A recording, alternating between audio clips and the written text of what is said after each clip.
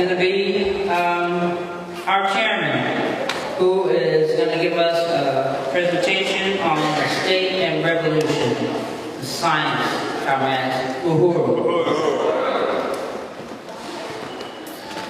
Thank you very much. I know it's late in the day and people are tired and there's stuff that we need to accomplish before this meeting is over. Again, we want to, before this meeting ends, to give people the kinds of materials and equipment that you can take out into the world and begin to push for this demand of black community control of the police. But I feel like coming into this process, one of the things that has the government concerned is that the masses of African people are in motion again. And on yesterday, we talked about the issue of apathy.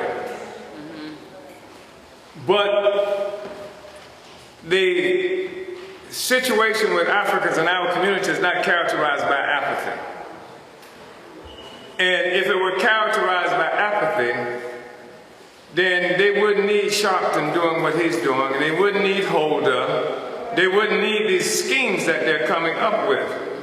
The fact is, if you were talking about a few months ago, you may have been able to say the community is characterized by apathy, but not this period. And I think that what we have to be real careful in terms of how we view the world. And we can't view the world through yesterday's pre-Ferguson eyes. Understand? We can't see the world through yesterday's pre-Ferguson eyes, because there were some things that were impossible for us to do, right? 9 months ago, that today the government is concerned because it is quite possible for us to do these things, because apathy does not grip the brains of the masses of our people, but people are now excited, upset, and becoming increasingly radicalized. I really think it's important to understand that. And because you have this rapid radicalization of the consciousness of African people, it raises to the surface the issue of revolution. For some of us, it doesn't raise to the surface the issue of revolution for all of us, because some of us don't want the issue of revolution to get up there. And so they work hard to suppress revolution, revolutionary consciousness, the direction this movement is going. As opposed to moving toward revolution, they'll have you moving toward body cameras. Yeah. And guess what?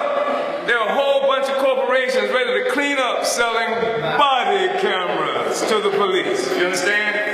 And so I think it's really important for us to understand that. So when you talk about revolution, from the perspective of myself, and I speak as the head of the coalition, but I'm also from a particular organization, as are others here. And I believe that I can speak generally for the coalition. I think I can speak in general terms for the coalition, but much of what I say is informed by the fact that I am also the chairman of the African People's Socialist Party, and that we are engaged in building a revolutionary movement and training revolutionary cadre, because our objective is to govern. We say we want political power. You gotta be fighting for power. What the hell does that mean? Right? In the final analysis, we are preparing to govern. Yes. Understand? Yes. And I want an army of forces who are willing to accept our responsibility to be self-governing. Yes. That's the acquisition of power, how it translates in the real world. And that's something that, we need to be able to conceive. And what does it take to make revolution? One thing that's necessary for revolution from our perspective is that there must be crisis. People won't make a revolution if everything is just hunky-dory, no pun intended. People won't make revolution if everything is cool. Crisis has to be there. If the system is working right, people won't make a revolution. And can't make a revolution. But there must be crisis. And if you look around you, everywhere in the world, you see crisis. You see a system that is riddled by crisis. You see the fact that it was crisis that made it necessary for them to create what's his name? Barack Hussein Obama. It was crisis. And every place you look in the world, you see a situation of permanent warfare. When their stuff works right, they don't have to be running around killing everybody. It's because it's a crisis that's out there. It's a deep and profound crisis. It is a crisis that is based on the fact that the whole rotten social system is a parasitic system that rests upon the oppression and colonization and theft of resources from the vast majority of the people of the world. That's why they got it killed in places like Afghanistan, because the people in Afghanistan want their own stuff back. That's why they try to isolate and overturn the government of Venezuela, because the people in Venezuela say, this is our oil. We're going to do what we want to do with the oil. They take care of our children. We refuse to be a banana republic as they have defined them in the past. Crisis. Oppress people from one end of the globe to the other. Struggling. Drone wars. Things like that to try to suppress the masses of the people. So crisis has to exist for there to be revolution. We see crisis. Ferguson, crisis. African people in the streets, blocking highways and things like that, crisis. Even if the masses have not come to revolutionary consciousness yet, revolutionary consciousness, the thing is that keep this stuff up, it's going to happen. Crisis is something that they have to deal with. Another thing that is necessary for revolution is the ruling class cannot rule in the same old way. Right? And in ruling class, we see clearly they can't rule in the same old way. That's why they have to have a black face up there representing white power. They can't do it in their own face anymore. It's hard for them to do it in their face. Not just because they want to trick you, but because white power is what's been ravishing the whole damn world. Everybody knows about the white man everywhere on earth. And so it can't come in its own face anymore. So now, white power comes in the face of the slave, of the oppressed, of the colonized. Ruling class can't rule in the same old way. They can't even have certain trials in various places. You saw them when they were trying O.J. Simpson. I mean, O.J. Simpson was made by America. Right? And when it looked like they might convict O.J. Simpson, before they could even tell people what the verdict was, they called out the National Guard. They blocked everything up. They can't rule in the same old way anymore. They don't know what you're going to do. They used to have it easy. They didn't have to worry about what you were going to do. Even when they dealt with this white man here. What's his name? That murderer. Darren Wilson. They just couldn't come out and say, okay, we turn him loose. Hell no. They brought the National Guards. They did all this stuff to prepare. They can't rule in the same old way. They can't rule in the same old way. In order for there to be revolution, the masses have to have come to the conclusion that anything, as Malcolm X would say, is better than hell, and are willing to go up against the system regardless of the consequences. And we've seen that happen in different places. We've seen children with rocks attack tanks in Palestine, in South Africa. And we've seen children with rocks attack tanks in the streets of Ferguson. And the problem is that this thing may become generalized. When Ismail Brinsley in December of last year stood up and said, they got one of ours, I'm taking two of theirs, he knew he was going to die. Death wasn't the determining factor. It didn't stop him from doing that. When this situation becomes generalized, they got a big ass problem on their hands. You understand? They got a big problem on their hands. For revolution to occur, we are convinced that we need a revolutionary party that's guided by advanced revolutionary theory. Theory is a big thing. It is and they would dumb us down and have us base a movement on sentimentalism and superstitions and trips to Egypt to look at the pyramids every year, stuff like that. You understand? But advanced revolutionary theory, and that's critical, because the narrative that we've worked with for more than 400 years is a narrative that makes the assumption that everything began with the white man or with Europe. That's the general narrative. I don't care where it came from. We have to deconstruct that. And once you begin to deconstruct that, it's the responsibility of the oppressed. What is a theory anyway? What is philosophy? Except a generalized assumption of the place, the location of humanity and the destiny of human being, our place and destiny in society. That's all philosophy is. And if yours is a philosophy, and you've heard it, and you get taught it on a regular basis, that presupposes that you can't do nothing without the white man. Yeah. You get nervous when you get on the airplane and you see the pilot is black. You know?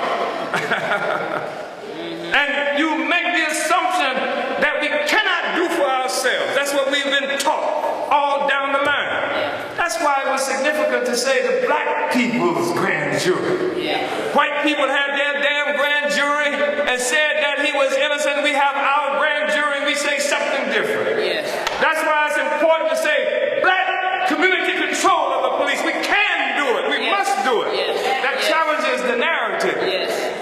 We have to have a worldview that springs from the interest and the reality of African people. Right. Have to have advanced theory. So I think that's important. So when you see like the rising consciousness of the masses of the people, it brings the question of revolution to the surface. And when you deal with the question of revolution, it brings to the agenda the question of the state. We talked some about the state in the main resolution that we dealt with on yesterday.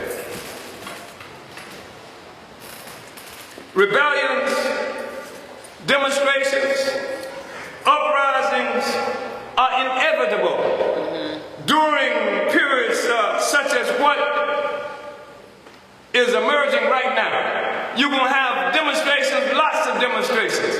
You're going to have rebellions, lots of rebellions. Say power to the demonstrations, power to the rebellions, right? Uprisings, etc. But demonstrations, rebellions, uprisings are not sufficient unto themselves to bring about liberation.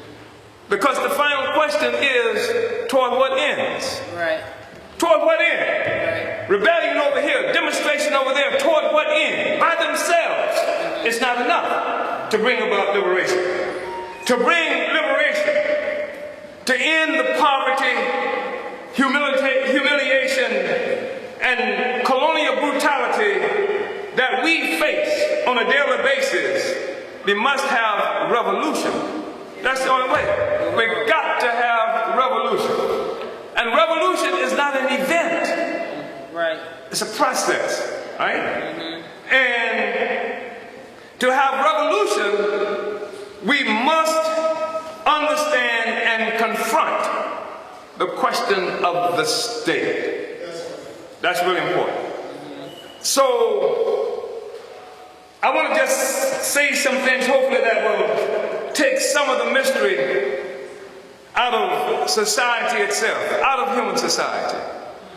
Because for most of us, it is mysterious. You just get born, you know, and you get born into circumstances, and you go to work if you can, you go to school, you go to church and do all those things. But nobody has talked about how to understand society. Is there a science of society? And we say, yes, there is a science of society that we can understand.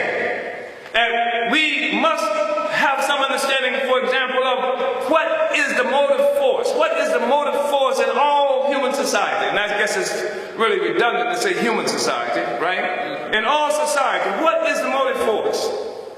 And we say the motive force, the driving force in all society is the struggle to produce and reproduce life itself. If you ain't got life, you ain't got nothing. You ain't got no religion, you ain't got no culture, you ain't got nothing. Life. Right. It is what is necessary. Right. And this struggle that human beings are involved in to produce life, what are we talking about? Producing life. We're talking about, depending on your age group, little Barry White.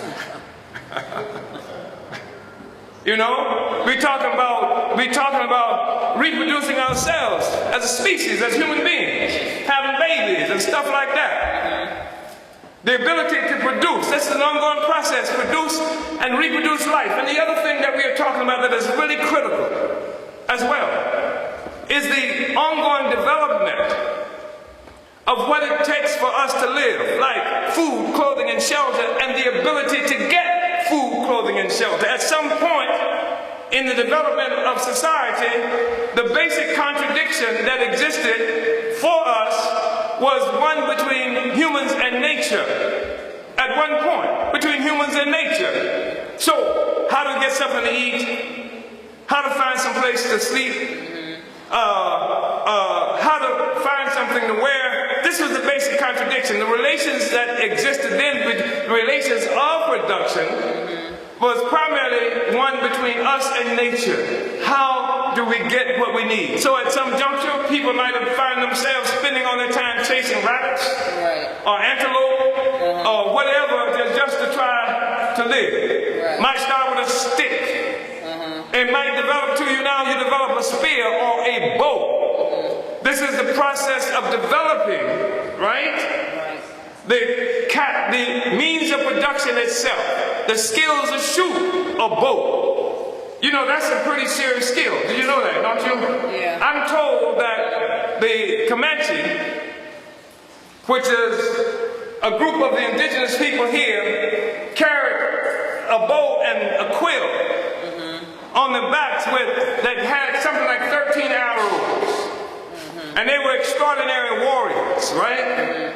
And one of the few groups in the world that actually make war from horseback. Many people use the horse to get to where they're going and then they fight. But the Comanches, I'm told, actually fought from horses. And that had an ability to ride on a horse and then slip on the side of the horse with their heads and body under the horse's head, and then throw out 13 arrows, shoot 13 arrows, and the last arrow would be fired before the first one hit the target. That's a hell of a skill. The thing is, in the process of developing the method, the means to produce, we get better and better depending on society. So we start off with a stick, chasing a rabbit. We start off following the seasons, where some food might be growing, and then we end up domesticating animals, right? So we don't have to follow it anymore. We end up with what is now known as agriculture, where we grow food in the backyard. This is perfecting the means of production, right? So the struggle starts off as just being a contest between us and nature. And if you look at European history, and I'm looking at European history not to pick on Europe, but because they destroyed most of the writings and stuff that we did about our history, so I guess got to work with some stuff that they left behind. They talk about a history that, according to one of the most influential philosophers of Europe, probably wrote the most influential work, second to the Bible, called Capital or Das Kapital. A man named Karl Marx, who many people see as the father of what they call scientific socialism or communism. And from this formula, he talks about at one point in history, this process that I mentioned between, at the time where the basic contradiction was between humans and nature, that there was no exploitation. There was no oppression. Women were not treated like house pets. Right? And in fact, what prevailed mostly, and I know this is true of Africa. I can't really say that because much of what he's talking about didn't. We cannot see that this occurred universally in Europe, but in Africa, where women were, there's no class contradictions that existed during this time. And then, based on the logic here, they developed this thing they call slavery. I'm not talking about this thing that they imposed on us. I'm talking about what white people were doing to each other. In fact, the word slave comes from the word Slav. You know, they're defining the Slav as a whole group of people, right? Including Russians and some other people. That's where the word slave comes from. So you had Europeans enslaving Europeans. But slavery, then the relations of production during slavery were what? It was that the slave owners owned this human being, and everything that was produced by this human being to live was owned by the slave owner. Right. The slave didn't own nothing. Right. The slave went to work for the slave owner. Yep. That's a hell of a system. That system doesn't operate easily, does it? No. You just can't make somebody just go out and work for you and you don't pay them nothing. You beat them up, sell them when you want to. Yeah. How are you going to make that kind of system work? Yeah. In order for that system to work, you have to have extreme violence on your side.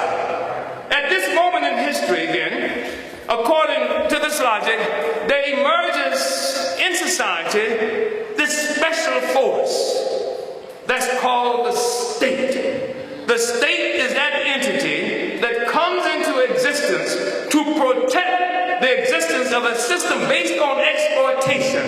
It protects that whole system. So if you're going to make somebody work for you for nothing all the time, you need somebody with big sticks, guns, well, not guns at this time, but spears, military force, etc. They work for the slave owners. You know this has been true, right? Yeah. Rome was a powerful slave-holding country. Yeah. People talk to us about Greek democracy as the example of what democracy is supposed to be about. In fact, the word democracy comes from Greek. Yeah. But most people don't know that in ancient Greece that they brag about, only 20% of the people were free. 80% of the people in Greece were enslaved. Yeah. So this was democracy that they talked about. But the form that you have the emergence of this thing called a state that has to protect this relationship, and it becomes something that is in the hands of the ruling class. The slave owners control this entity. Because otherwise, if you tell somebody, I'm going to sell your daughter to such and such, or I'm going to use your daughter. Right. I'm going to sell your son, or I'm going to use your son. Right. You just go and work for me, and guess what? When you die, your son's going to do the same thing, and your son's son going to work like animals for me. Somebody just goes, oh, boss, oh, wow, I don't know why I didn't think of that, right? No. So you got to use all kind of violence to do that. This is the emergence of the state in human society in the process of producing and reproducing life itself. Okay? Life. When we say life, we're talking about food, clothing, shelter. And we're talking about now the emergence of relations of production, where the primary relation of production is that existing between the slave who's owned by the slave master. This is the deal between white folks that we're talking about here. Right? And then moving from slavery, because slavery ain't easy. Because even though you're dogging somebody out, they ain't got no incentive to work for you other than the stick, other than your ability to beat them up. Yeah. So they break their tools, right? So they rebel. So they are not productive. You know, Africans in this country had a huge reputation about being lazy. That's why they came and kidnapped us to make us work for them, because we say, let's go get them lazy people to do that, right? Right?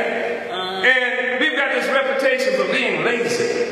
And you see the old pictures, y'all too young, but if you ever see something like Step and Fetch It, and they show these old black people, sharp like this, well, you ain't gonna see no fast walking, eager slave. Let me hurry up and get to the job. No. Right? So slavery is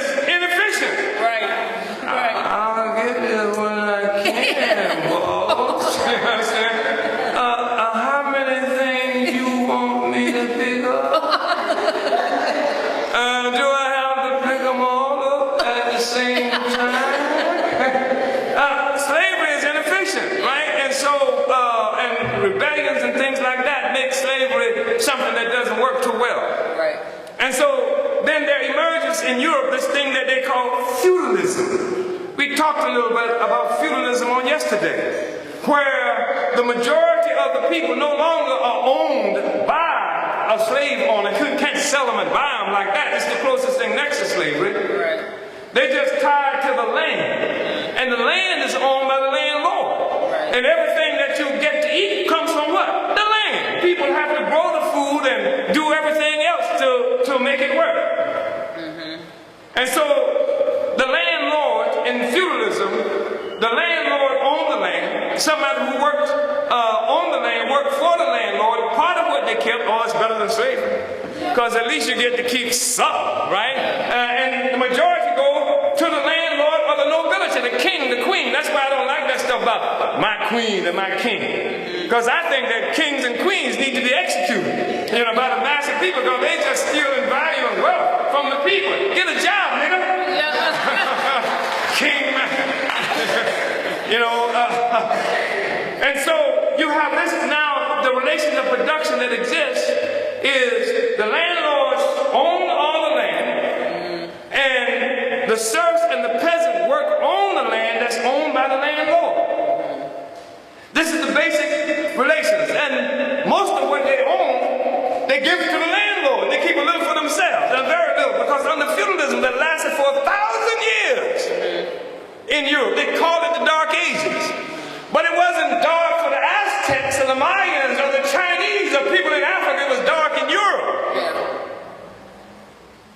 And so you had this situation for 1,000 years of horrible oppression. And you've heard the myth of Robin Hood. This was during that era where people are tied to the land. And Robin Hood go and rob from the rich and give to the poor. I'm really not a fan of Robin Hood, to tell you the truth. Robin Hood was the only one in town that had a job. You understand? And the fact is that Robin Hood needed you to be poor in order to have a job, right? So he was employed, right, robbing the rich, giving to the poor, till take his cut off the top. I mean, he had to live, right? But this is where the myth comes from. It is testimony to how bad feudalism was for white people, right? And then from feudalism, of course, and we say the basic relations of production. I didn't mention the sheriff from Nottingham. You know the story of Robin Hood. The sheriff would come and take the taxes and do horrible things to the people. Had armies that was doing that. That is a particular form of the state, a monarchy, a particular form of the state. The state has changed now. It is no longer the slave state. It is now the feudal state. But the purpose of the state is the same as it was then, to protect this particular relationship. The state is an organ of coercion, force. Yes. You understand? In every society, that's what it is. So that's what happened under feudalism. But then Marx has a problem, because he talks about the emergence of this thing called capitalism. Where the hell does capitalism come from? Because if you listen to most of the narratives from Marx or Europe, there's a lot of Adam Smith. Adam Smith was the so-called capitalist economist. Some people refer to him as the father of European economics or something to that effect. If you listen to them, it's some mystery, some genius, something that happened specific to Europe that gave rise to capitalism. So much so that when Europeans were engaged in the struggle against capitalism, one of the most advanced thinkers and organizers of the time came to confront this question that they call imperialism. That's what imperialism, the term comes from the word empire.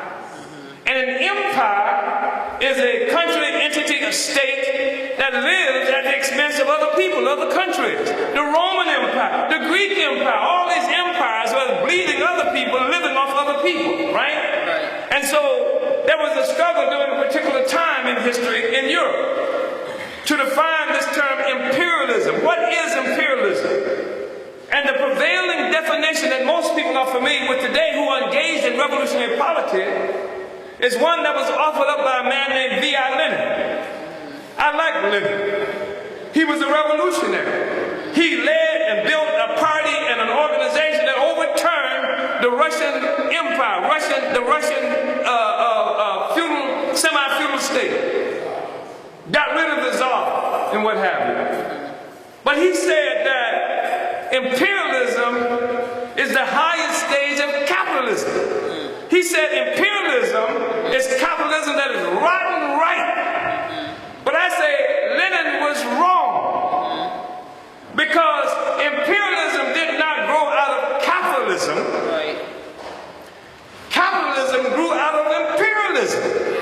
Because it was white people going to Africa, the empire, going to Africa, going to the Americas, going to Asia and robbing them and bringing all of that back to Europe. That's what gave birth to capitalism. Jesus didn't send it, Allah didn't send it. It came from slave trade.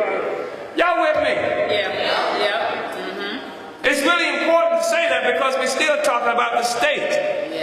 We've seen the slave state. We've seen the feudal state. That's what we're dealing with now, but something mysterious is happening. And what is happening is the emergence of capitalism. And capitalism is being born through slavery and colonialism. Taking this land that we stand on today, which is the land of the indigenous people, taking half of Mexico, stealing, making war against the people who are now in what they call the Philippines. Do you know where the name Philippines come from? Do you know why the people are called Philippines? Because France is the one that took the land, took the people, and it was Prince Philip and then King Philip, and they are named for this white man in France. They are called Filipinos. Ain't that something? You're looking at how this modern world that we're talking about got constructed. It was not capitalism that gave rise to imperialism. It was imperialism that gave rise to capitalism. It was imperialism that made it necessary to overturn Philip so that the capitalists could emerge in Spain. Y'all with me? It's really important to understand that. So, the thing that I want to say is that although the state has existed in all societies that were split by classes, riven by classes, where a group of people got everything that they have as a consequence of taking it from another group of people, you have to have this damn organization that they call the state in order to maintain the status quo. Because ain't nobody just gonna give you all this stuff for nothing. Ain't nobody just gonna let you take all that stuff for nothing. Ain't nobody gonna let you take all that land for nothing. You can't come to Africa and say, I'm taking it all for nothing.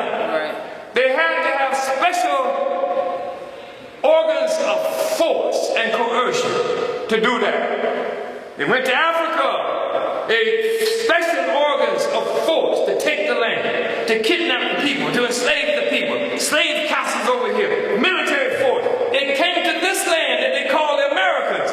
They concocted the lie that the indigenous people gave a Manhattan for $24 in junk jewelry, which is ridiculous on its face. In order to believe that, you have to not know anything about indigenous culture. Because the fact is that it was the white man in Europe that was characterized primarily in those societies by private ownership of the land. Nobody couldn't give them the land. Nobody couldn't sell them the land that belonged to all the people. That's a white thing. It is. And so it never happened. I know what might have happened. What might have happened is white guy showed up to take advantage of somebody and said, look here, I got this here, okay, you want this? And we want the land. And it might have happened that said, oh yeah, you can use the land. The whole concept of selling the land to somebody didn't even exist in their brain. Yeah, you can use the land. And for them, that's all it took. Put your X right here. You know? It's their land. So here is where we begin to see the capitalist state begins to get forged outside of Europe. It's forged here. is forged outside of Europe, right? And then you see the emergence of capitalism coming into existence. And it does come into existence in Europe too. Just want to say some things about that. Because capitalism is different from feudalism. And therefore the state takes a different form than it did under feudalism. Sheriff of Nottingham can't handle it. You understand? The nobility, just the royal thing, can't handle it. The so-called divine right of kings has been kicked down the streets. People are going off with their heads. Executing kings and queens all over Europe and what have you. And they're doing this because they're hustlers. And they have begun this process of looting Africa, looting China and all these other places around the world, and in the process they become richer than the nobility. I'm told that when Columbus decided that he was going to go out and discover something, right, and ended up having to get some money from Isabella Elizabeth, the queen, that she had to actually go out and pawn her jewelry. She ain't got no money. The queen was poor, right? Now you got these hustlers out there who done discovered some black people out here, who discovered all this land out here, who discovered all this gold and other resources out here, and they getting it and they bringing it back to Europe. And when they bring it back to Europe, they are challenged by the existing social system, the existing relations of production between the nobility, the landlords, the nobility, and the peasants and the serfs. So now, they're capturing black people, Africans. But what is happening is that the nobility has a monopoly on selling black people. Did you know that? They had royal slave companies. I mean, royal companies. The king and the queen, they were in the business of selling your mama, right? And so here you got them doing this, and a movement develops, a democratic movement develops in Europe, where white people begin to fight for democracy. They say, we demand the right to sell black people too. This happened. The whole free trade movement was based on trying to break up the monopoly of the royalty for selling black people. They fought for democracy. Do you understand what I'm saying? Their democracy came at the expense of the freedom of Africa and other people around the world. They wanted to go out and quote unquote explore, take the gold, kill the Indians, and do all this other stuff and become rich. And in the process of doing this, capturing Africa is bringing us back to Europe, and then coming to this land, taking it from the indigenous people. I don't ever want anybody to forget this, especially African people, that this land belongs to the indigenous people who are living in concentration camps that they call Indian reservations, those who are surviving. We must never forget that. Nobody even mentions them if they ain't in the room. Right? Or if they're not on the shirt of some sports team. So here you have them bringing all these resources back to Europe. Slavery back to Europe. For the first time in history, there emerges a single world economy linked together by the trade in black people. They call it triangular trade and things like this. But there's a precondition for the rise of capitalism as a social system. Capitalism was born as a world system. It wasn't born in Manchester, in England. It emerged in history as a world system. And it was a world system, military force, coercion that accompanied its arrival. And then you have all these resources coming to Europe, coming to this place right here. And in order for it to work, they had to be able to let those people who were stuck to the land under feudalism, they had to get them off that land. Because those people, this new crew that was coming into power needed people who they could have working to build houses, to make chains, to lock up black people, literally, to build, to make clothing that could equip them, the people who they sent out on these get the ship, then they had to put people in place to go build houses on the coastal areas where all these ships were going to be leaving from. This is what happened in reality in Europe. But in order to do that, they had to challenge the existing relations of production. That is, the relations between the landlords and nobility and the peasants and the serfs. Serfs had to be off that land. They had to be able to go and sell their labor power to the highest bidder. Right? And that's what happened. And the system of feudalism was overturned during that process. They like to talk to you about the European democratic revolution. Happened here too, in this land.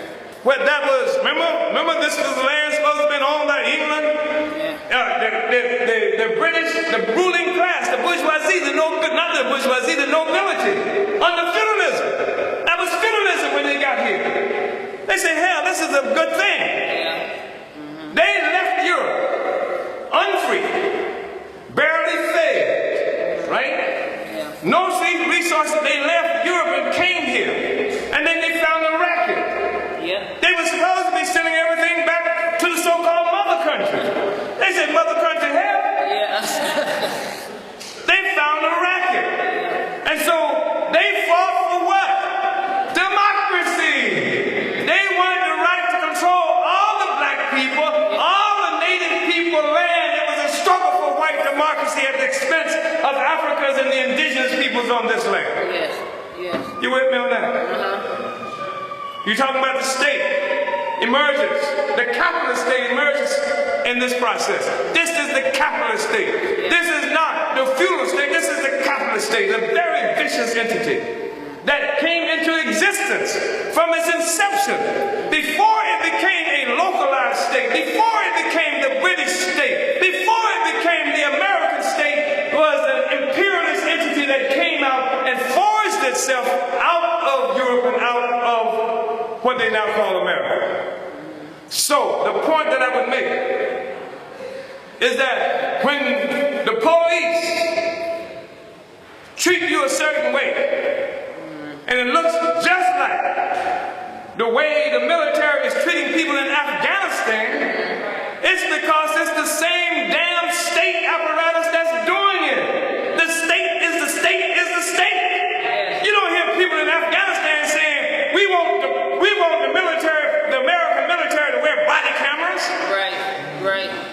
They need some sensitivity training. Then why the hell is Sharpton saying that to us? Why the hell is Holder saying that to us? Because they want to misdirect us. They want us confused about what it is that we're looking at. We're looking at the state. And the state, by its very definition, is coercive and oppressive. By its very definition. That's what it is. It protects a particular kind of social system. I think it's important for us to understand that. And then there's this ongoing process of making the state mysterious. They tell us that law in this country is based on some kind of Judeo-Christian something. You've heard that, haven't you? Judeo-Christian something, right? And when you go into the courtroom, you ever notice this? You go into the courtroom, they got high ceilings like this in the courtroom. Everybody has to be quiet, right? And then the priest comes out in the black robe and sits behind the altar, right? It's like church. It's like religious. The state has been given this character to mystify itself, so you don't know what you're looking at. You're bamboozled by it. You're awestruck by this instrument of your own oppression. See what I'm saying? Y'all with me on that? We talking about the damn state. It's a nasty creature. And this is what we're up against when we're talking about making revolution. This entity has been created to make sure that the social system based on slavery and genocide and oppression continues to exist. And they'll use anybody to make it happen. You're looking at a social system that will buy your preachers, and they buy your preachers. They buy your so-called religious leaders and make them say what they want them to say. They don't have to make it. They don't have to work too hard. Put their picture in the newspaper. That's enough. Oh, You see my picture in the newspaper?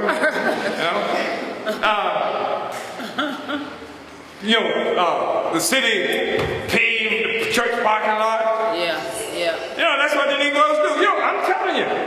Or they give you a grant to start your little daycare center. To start their daycare center. It's not your daycare center. That's the state's daycare center that has been created. Yeah.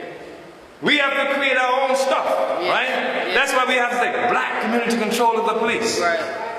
Because if you have black community control of the police, that's a struggle for state power. Right. As quietly as it's kept. Yes. As quietly as it's kept, it's a struggle for state power. And if you ain't talking about controlling the state, you ain't talking about nothing. Just go home. Right. Join the NAACP. Yeah. See if Sharpton has a place for you.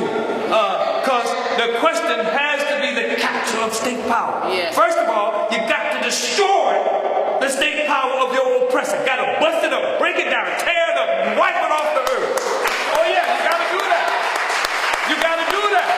Some people have been confused about this question in history. Let me give you a couple of examples. Make me tell you about Chile before I finish. Okay. But in recent history, you've seen the masses rise up in Egypt.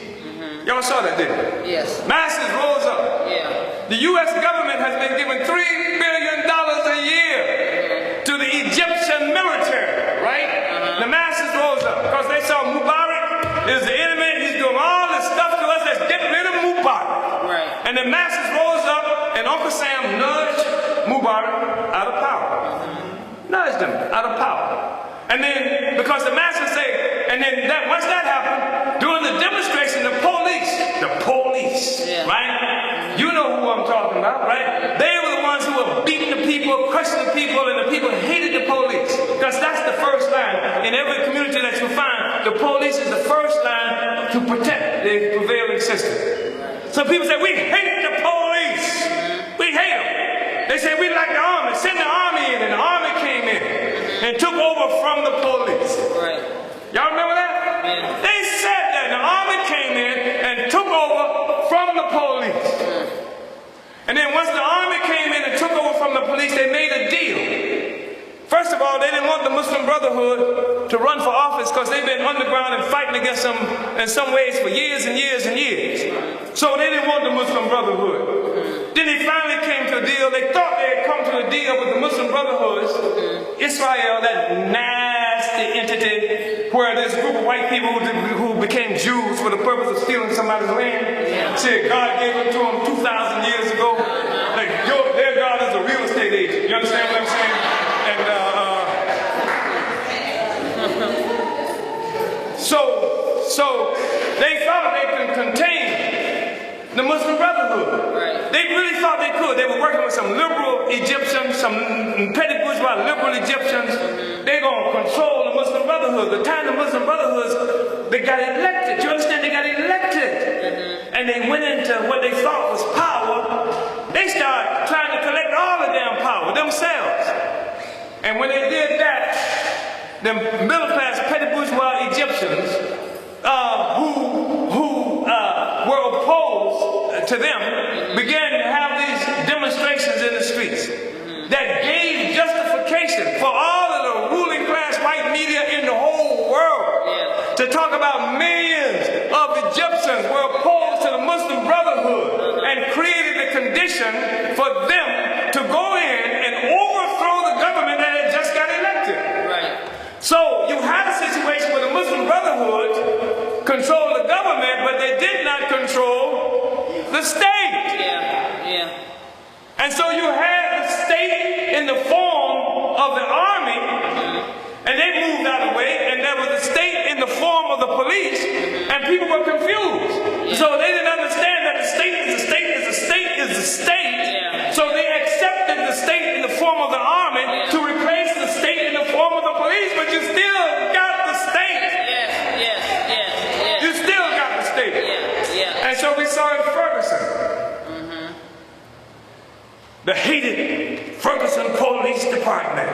Horrible. Out of the 53, 54, 53 of them white. Getting rid of the Ferguson Police Department. Because they're killers. And then, in face of the Ferguson Police Department, they brought in the Missouri State Police Department. And with a Negro who was over the operation, who came to Ferguson. This is him, Ron. Y'all remember him? And made speeches and said, I used to be black too. And all the Africans just applauded him, right? Oh yes, you did. You were here. I saw y'all applauding him. You understand? I used to be black too. And then and you had a situation where now the state is not the local police, it's the state police, but it's still the state. And then Ron did a job on us because he was a splendid cover. Because when they were looking so hard when the Ferguson Police Department was doing it, all of a sudden nobody was watching him. Ron to get in the demonstration with y'all. He joined the demonstration. I'm working. I'm against the police too. Y'all saw it. I was in the demonstration. Walking with Sister Herdosia. Then the Negro come running across the street toward us. I said, this Negro look like he's gonna bust us. Because we was the problem in the demonstration when he got somebody else. Understand? So the point is that you must understand this question of the state. You see. So they overthrew, so they still got the state. Now they still want to protect the state. So they say, but now the state is different because it's going to have body cameras. Now the state is different because it's going to have more Negro policemen. It's still the same state. Now the state is different because they're going to sit down and have discussions on sensitivity training with you. It's still the state.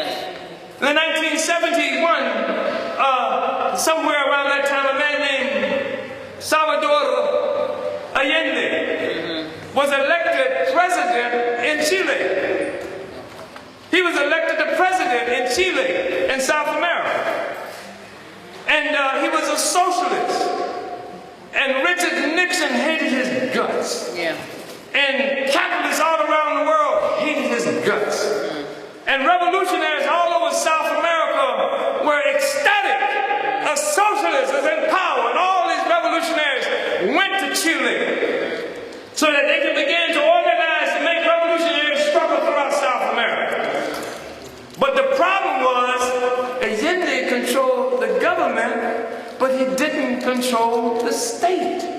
The state was still owned and controlled by U.S. imperialism. And they used that military, and some people were warning him that if you don't control the state, what you need to do is arm the masses so that you can be protected against the oppressive state. You've got to arm the masses. But Allende didn't do that. He didn't understand the question of the state. He thought just because they put a sash on him and call him El Presidente, that was it. But the reality is, somebody told me that at one point, people were telling Stalin, Joseph Stalin, who headed the Soviet Union, that he had to be concerned about what the Pope was saying about the Soviet Union. And Stalin said, well, how many regiments does the Pope have? You understand? Because in the final analysis, it's the gun that makes the determination. Who controls the gun is the question. State power is the question. We have to make a movement that will destroy state power, our oppressive state power. And then once we do that, we have to establish our own state power. Now, let me tell you what I mean by that. Because the state, no matter if it's yours, it's theirs. It's an organ of coercion and oppression. That's what the state is.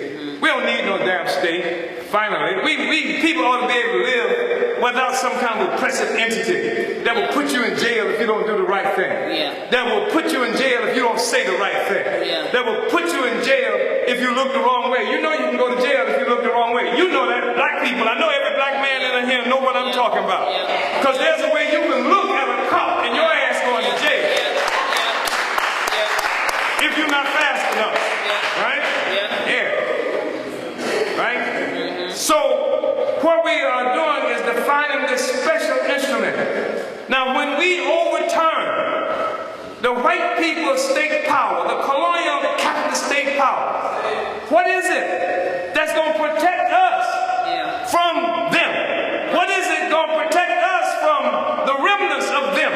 I've seen it before. I've seen people make revolution, overturn these suckers, and then they're more vicious after they've been kicked out of power than they were before. I've seen Ronald Reagan send military forces into Nicaragua, united with Uncle Tom Nicaraguans who've been kicked out of power. They've maimed and murdered all kinds of people in Nicaragua.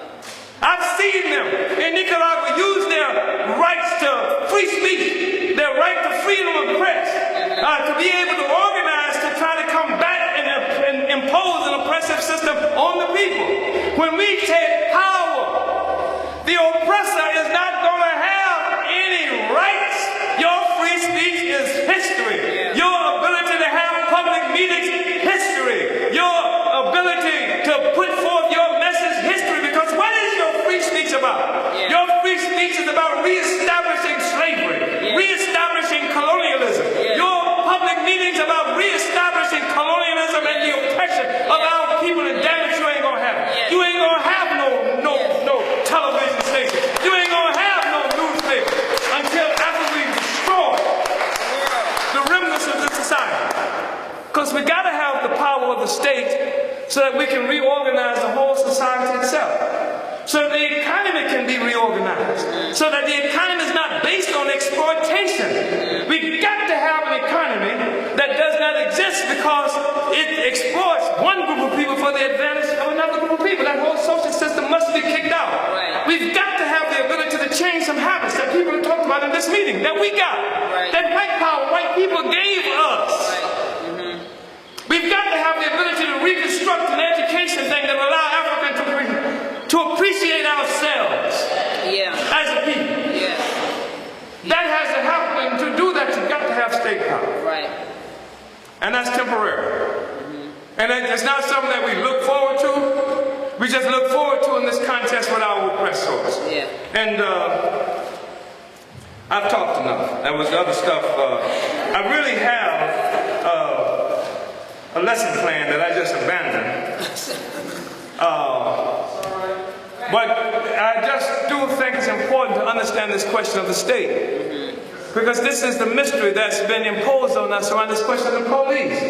The police can't do the right things. I don't give a damn if your cousin is in the police department. I don't care. I don't care. I had a daughter who once told me, Daddy, I'm going to join the police department and change them from the inside. I said, what you're going to do right now is get your ass disowned. You understand? That's what you're about to do. There ain't no way in hell. There ain't no, and I meant that I was as serious as it's possible to be. No. Not the hell you will if you will not be a relative of mine with the police department. Suddenly you so damn smart. Right? Everybody else, every Negro who joined the police department is going to change it from the inside. They can't stop the police from kicking their ass long enough to change it from the inside. I saw interviews by Negro policemen in the New York Police Department. They say everywhere we go, we have to wear our uniform because the damn white cops might kill us. And you're going to go in and change it from the inside. You better change your mind. You better change your life. You better discover the revolution.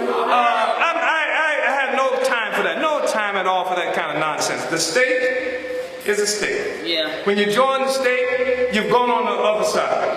That's what you've done. Unless we have this time where we cultivate among the Negro cops our own forces up in there. And we've done something like that. I'm going to say this and get down.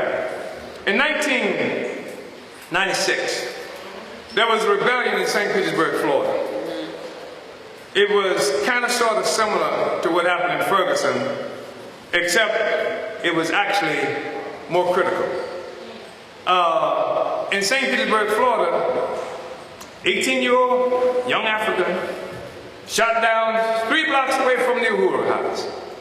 Masses rose up, started off hand-to-hand combat with the police on the streets, developed a serious kind of confrontation. Africans were firebombing police precincts, burned down 2 or 3 police precincts, burned down the TV remote stations and things like that. And then when the police came and they had us, because they said we started, they had us trapped in the Uhuru House.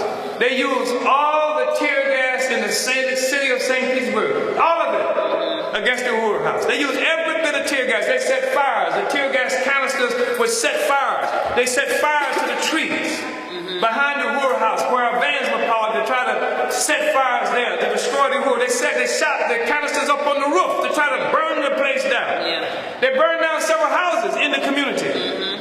And they attacked the Uhuru House and the masses. They made a mistake. I'm going to tell you the mistake they made.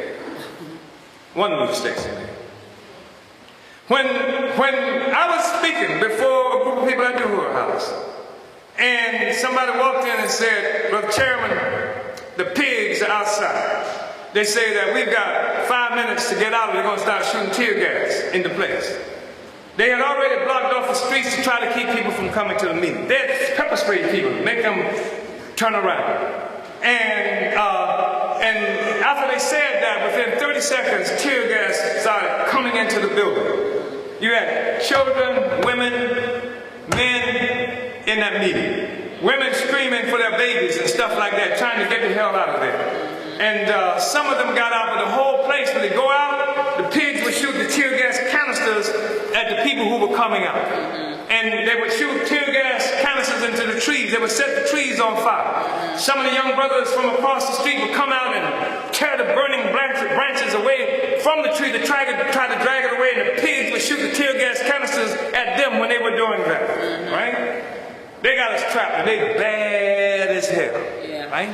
And then what happened was that the masses, they made a mistake, because when the brothers went to try to close the door, the brothers who were outside in the movement, they were trying to get into the Uhuru House.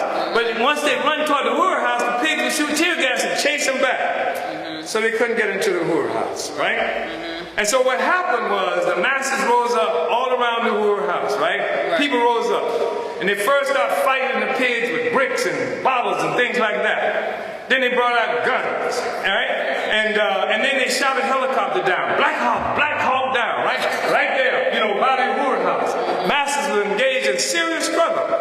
And then the next morning, the local bourgeois newspaper printed these words that came from a transcript of a radio transmission, where the commander was saying, "Pull the troops back. We're under heavy fire." Pull the troops back. We're under heavy fire, right? And then what happened was, to try to quell the struggle and change it and turn it into something else, they hired, this brother had been on the police department forever, and they made him the chief of police. And the objective was to do a Ron Johnson. But it didn't work. Because we had built a solid movement on the ground among the masses of the people at that time. And so when this brother was made the chief of police, he said, he took our line. Our line is down with a public policy of police containment, up with a public policy of economic development. He said, we don't need police containment, we need economic development for the black community, right? Then the next thing he did, he fired every pig in the community that had any reputation of disrespecting or harming black. He did it. He fired them. And anybody who was insulting black people, they lost their jobs. Everybody who had a reputation for doing, they lost their jobs. So then he became a suspect. Right. They said, Omali Yeshitela is running the police department. This is in the newspaper. This is what the pig said. I was running the police department. And he became a suspect. Every time you looked up, they had him before the city council. And what happened? And the thing is that, you remember that, Brother John? It said, Omali is running the police station, the police department. Twerk true. Not quite. But the power of the people can make some kind of changes. Yeah. But the thing is, what we had was a situation of dual power. Dual power that existed between the masses and the bourgeoisie here. And with that circumstances, neither of us had an immediate advantage. The police department made a declaration, public declaration, in the newspaper, said that we would never arrest anybody at the Uhuru House, that we were treated like an embassy, that nobody would be arrested. And we went for 8 years without an African being killed in St. Petersburg for 8 years. 8 years. 8 years. Not a single African was killed in that city. But the thing is, a situation of dual power cannot last. You understand? Somebody is going to have to end up with the power. Dual power cannot last. And of course, after an 8-year period, the masses become exhausted, memories get shortened, our level of sustained organization diminished, and what have you. And after 8 years, they came back with a vengeance. Yeah. You know? But the point is that under certain circumstances, with the power of the people, you can have some kind of impact on the ability of the state to carry out its mission in our communities. Our objective is to take it all. We want the whole damn thing, not dual power. We want the whole thing, all of it. And that's what we're working for. And I just want to say that you've heard a lot of discussion. You're going to hear a lot more. And sometimes you can't know exactly what you're hearing because this is a coalition. Different organizations, different viewpoints on some degrees and things like that. But we are a revolutionary organization that's been in existence for 43 years. And for the 43 years we've been in existence, our objective has been to take power. To take power. Not to get along with the police, you understand? Not to make nice with the state or anything like that. Not to integrate with white power, white people. To take black power over our own black lives. That's the objective. That's the objective. And everything we do as an organization is preparing to govern. We intend to govern. If you ain't talking about governing, then how does your power look? Yeah. Right? Yeah. So we have created economic institutions. We intend to build our own independent African international economy. Yeah. We got to do that. Yeah. If you're talking about, how are you going to talk about self-determination and you can't feed and clothe and house yourself and you ain't doing nothing to make it happen? Right. You got to do that. That has to be on the agenda.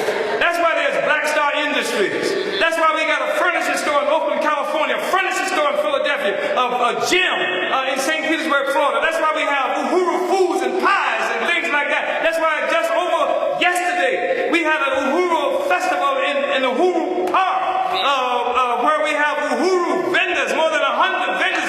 1,000 people came out yesterday to deal with an Uhuru health fair, a health fair that we did there. You understand what I'm saying? We intend to govern. We intend to govern.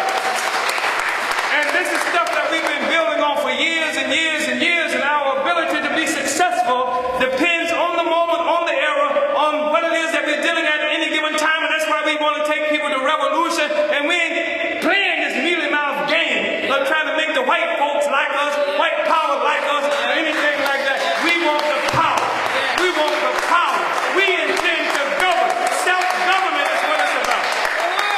That's why when we say black community control the police, I don't care if your uncle is on the city council. I don't care who the hell it is there. The question is who's going to have the power. Because your uncle's still working for white power, and the state in his hand is a state in the hands of white power. We want the power. All the damn power. Every bit of it. Every bit of it. We want all the power. Won't accept anything less than total power. That's what we have to have. Can you be down with that? Yeah. And that's why we want to take all the mystery and sentiment out of this damn thing. We want to expose it to the core. Let you know what it is that you're looking at. When you see your daughter who says, I'm joining the police department. When you see your uncle who is a member of the police department. When you see the one you went to school with who is a member of the police department. Not only am I against your daughter and your uncle and the person you went to school with, I'm against my son if he joins the army and fights against the people in Afghanistan. I'm against him. He's on the wrong side. He's on the wrong side.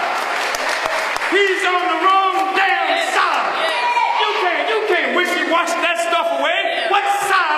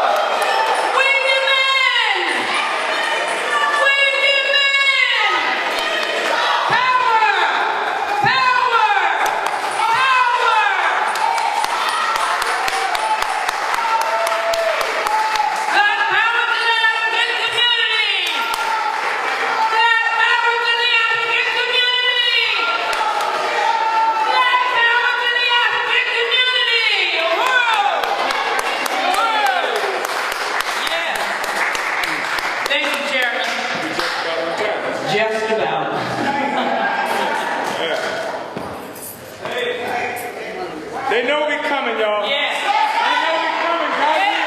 They know we coming for their ass. They know we coming. You understand? They know we on the way. They trying to suppress it. They know we coming.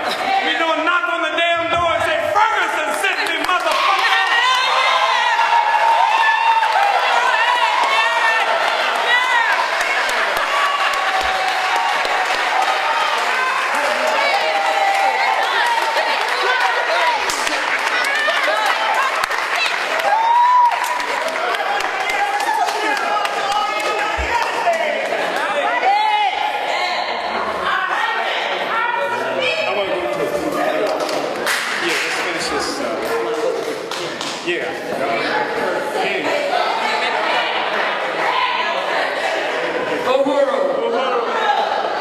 We getting ready to get busy, y'all. All right. First of all, let me make a couple of announcements. Let's do it. Yeah. Poster, slogan. Ferguson sent me, motherfucker.